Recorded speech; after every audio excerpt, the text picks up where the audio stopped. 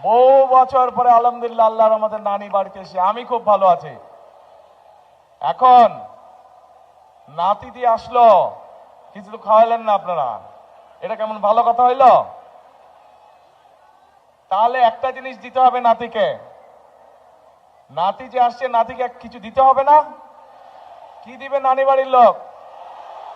হ্যাঁ, ভোট দেবেন। কিসে ভোট দেবেন? ধানের শীষে। প্রিয় ভাই বোনেরা, উপস্থিত মুরব্বীবর্গ, মা বোনেরা, আজকের এই বিশাল নির্বাচনী জনসভায় আমরা সকলে এখানে একত্রিত হয়েছি। কেন একত্রিত হয়েছি আমরা? এই যে সামনের 12 তারিখে যে নির্বাচন অনুষ্ঠিত হবে, সেই নির্বাচনে বহু বছর পরে এই বাংলাদেশের মানুষ তাদের রাজনৈতিক অধিকার প্রয়োগ করবে।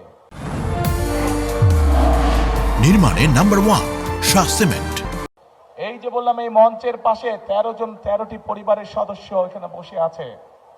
এই মানুষগুলোর স্বজনরা এই অধিকার অর্জনের জন্য, বাংলাদেশের মানুষের অধিকার অর্জনের জন্য নিজের জীবন উৎসর্গ করেছিল।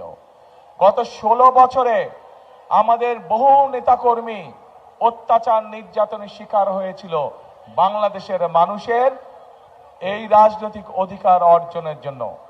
আজ আমাদের সামনে এই আল্লাহর রহমতে এই সুযোগ এসেছে। আজ আল্লাহর রহমতে আমাদের সামনে এই সুযোগ এসেছে। আজকে আমরা এই এলাকার যত মানুষ আছে, সে মুসলমান হোক, হিন্দু হোক, আদিবাসী হোক, খ্রিস্টান হোক, বৌদ্ধ হোক, সকলে মিলে আজকে 12 তারিখে আমরা এই আগামী 12 তারিখে আমরা আমাদের রাজনৈতিক অধিকার প্রয়োগ করব। এখন প্রিয় ভাই বোনেরা, এই যে রাজনৈতিক অধিকার প্রয়োগ করব, শুধু ভোট দিলেই হবে না, এই নির্বাচন হতে হবে। আমাদের আরেকটি লক্ষ্য বা উদ্দেশ্য আছে এই নির্বাচনের। কি সেটি হলো দেশ পুনর্গঠনের নির্বাচন।